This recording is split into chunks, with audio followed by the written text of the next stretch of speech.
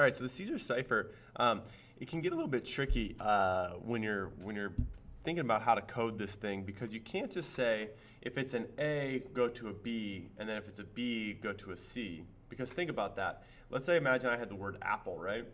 A would go to B, and then the computer would say, okay, the next line of code says, if I see a B, I need to make it a C.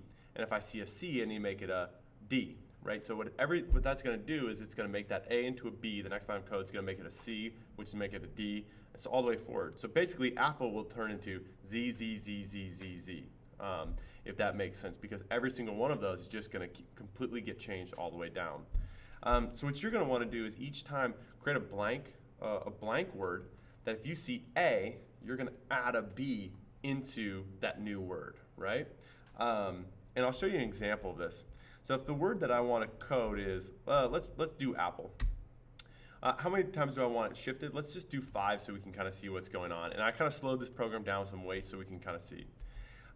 You see how A turns to B, the P turns to Q, the P turns to Q, and it's slowly building that word. Now you can see that once it's all the way through, your new code word suddenly became the thing that we're shifting. So you set it equal to pass it to the next one.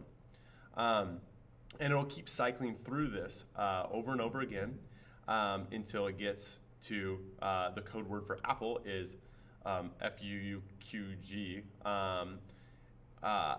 Because if I do it 5 times, A, B, C, D, E, F.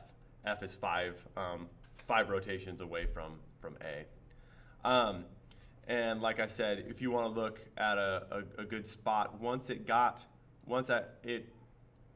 word I was shifting was Dessau or whatever, and it finally got done with the shift to become E-T-T-P-I. Now the new word I'm shifting, I set equal to that E-T-T-P-I, and I began the process again. So there's definitely a looping nature in here. Thank God we have functions to kind of take care of some of this stuff for us. Anyway, good luck. It's a good little problem.